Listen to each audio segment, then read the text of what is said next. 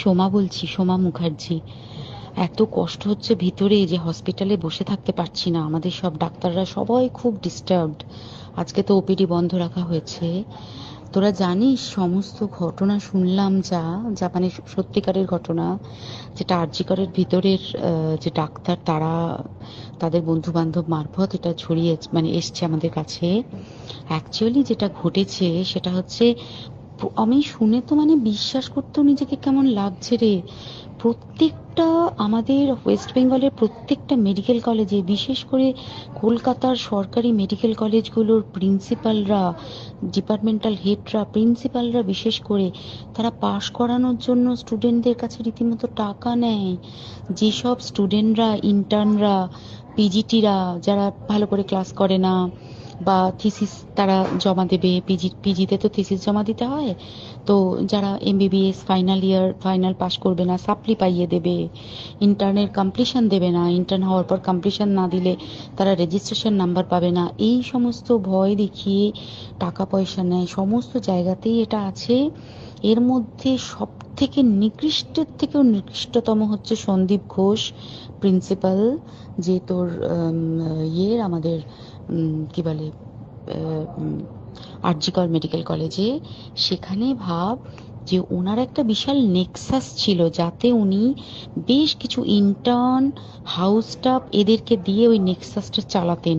তারা ওখানে একটা সেক্স র্যাকেট চালাতো, তারা একটা ড্রাগ র্যাকেট চালাতো। ড্রাগ র্যাকেট মানে ওই যে ওটাতে বলেছে না, ড্রাগ মানে শুধু ওই হেরোইন আর ব্রাউন সুগারের ড্রাগ খাওয়া বা মদ খাওয়া নয়।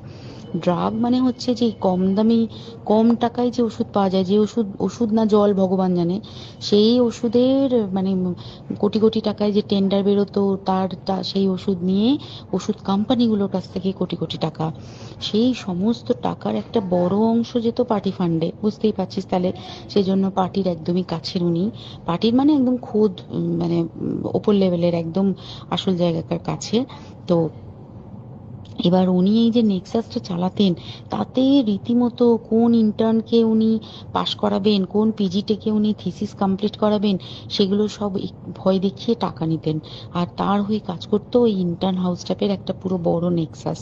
এবার এই মেয়েটির যে পিজিটি, মেয়েটি অত্যন্ত ভালো, সে তার থিসিসটা কমপ্লিট করাবে না বলে হুমকি দিচ্ছিল। সে এটা জানতে পেরে গিয়ে বলেছিল যে আমি এরকম কোনোভাবেই মেনে নেব না, আমি এর এর বিরুদ্ধে আমি যাব এবং আমি এর বিরুদ্ধে সব ফাঁস করে দেবো।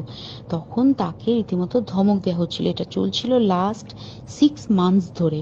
6 মাস ধরে তাকে এই হুমকি দেওয়া, তার প্রতি মানে বেশি বেশি প্রথমের দিকে কি করছিল, অত্যাচার করছিল। মানে কিরকম, বেশি বেশি করে নাইট ডিউটি দিচ্ছে, at a stress 36 hours duty, বেশি বেশি করে নাইট, বেশি বেশি করে খাটানো। এবং এগুলো সব জানে ডিপার্টমেন্টাল হেড, চেস্টের যে ডিপার্টমেন্টাল হেড সেও জানে, সিনিয়র পিজিটিরা সবাই জানে। প্রিন্সিপালের নির্দেশেই হচ্ছে এবং ওনার নেক্সাসের ছেলে মেয়েরাই কাজ করছে। তারা 6 মাস ধরে এটা করেছে।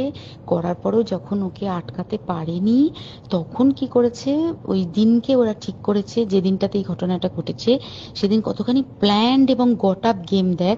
সেই দিন ওই ঘরে, ওই সেমিনার রুমে প্রত্যেক দিনই চারতলার আরো অনেকেই যারা সিনিয়র পিজিটি বা জুনিয়র পিজিটি, তারা কিন্তু বিশ্রাম নিতে যেত, অনেকেই ওই ঘরে যেত। সেই দিনকে ও একা, ওকে ওকে বলেছে তুমি ঘুমিয়ে পড়ো, ওকে একা রেখে এসেছে। বাকিরা কাউকে যেতে দেয়নি, বলেছে ওই ঘরে আজকে ঘটনা ঘটছে, মানে কাজ হচ্ছে, ওই ঘরে কেউ যাবে না। ওই ঘরে সেই দিনকে ওর সাথে যখন খাওয়া দাওয়া করেছে বাকি 4 জন, সেই 4 জনের মধ্যে একটি মেয়ে পর্যন্ত ছিল। সে কিরকম মেয়ে চিন্তা কর, এরা ডাক্তার না জানোয়ার জানি না, আমি জানোয়ার বললেও জানোয়ারদের অপমান করা হয়, কারণ জানোয়ার সমাজে এরকম কাজ হয় না। তো ডাক্তার না কি আমি বলতে পারবো না। সেই ইন্টার্ন মেয়েটি আরেকটি ইন্টার্নের গার্লফ্রেন্ড। তো তার সাথে ওই পিজিটি মেয়েটি প্রচুর ঝগড়া হয়েছে। ঝগড়া হওয়ার পরে তারা তো হুমকি টুমকি দিয়ে চলে গেছে, দিয়ে তারা বলেছে তুমি ঘুমো। এবার ও তো আর জানে না, ভালো মনে শুতে এসেছে। তারপরে তারা গিয়ে মদ টদ খেয়েছে, 7-8 জন মিলে চড়াও হয়েছে। এবং তোরা জানিস যে প্রথমে তার হাত দুটোকে দুপাশে 2 জন ধরে রেখেছে, এবং সেই কাজে সেই মেয়েটিও সাহায্য করেছে, ইন্টার্ন মেয়েটি।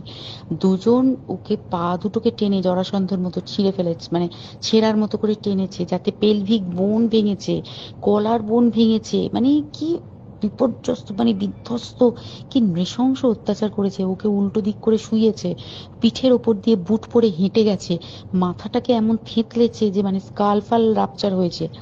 এই সমস্ত করার পরে শ্বাসরোধ করে তাকে মেরেছে।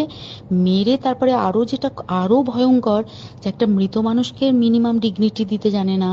তারা নিচে এসে দেখেছে ওই সঞ্জয় তখন বসে মদ খাচ্ছিল অন্য আরো গ্রুপ ডি স্টাফদের সাথে। সঞ্জয় ছেলেটা হচ্ছে তার কাটা সঞ্জয় বলতো ওরা, ওকে বলে ফল গাই। মানে ওর একটু ওইসব আলুর দোষ আছে, ও যত্রতত্র যখন তখন প্রস্টিটিউট এলাকায় যায়। এবার দেখেছে যে একে দিয়ে যদি একটা রেপ করিয়ে দিতে পারি তাহলে ঘটনার মোড়টা অন্যদিকে ঘুরে যাবে। এইবার ওকে বলেছে, যা সেমিনার রুমে তোর জন্য রেখে এসেছি, যা তুই এবার গিয়ে কাজ করে দিয়ে আয়। ও এসে ওই ডেড বডি খেয়ে রেপ করেছে, যাতে তার ভ্যাজাইনাতে সিমেন্ট পাওয়া যায়।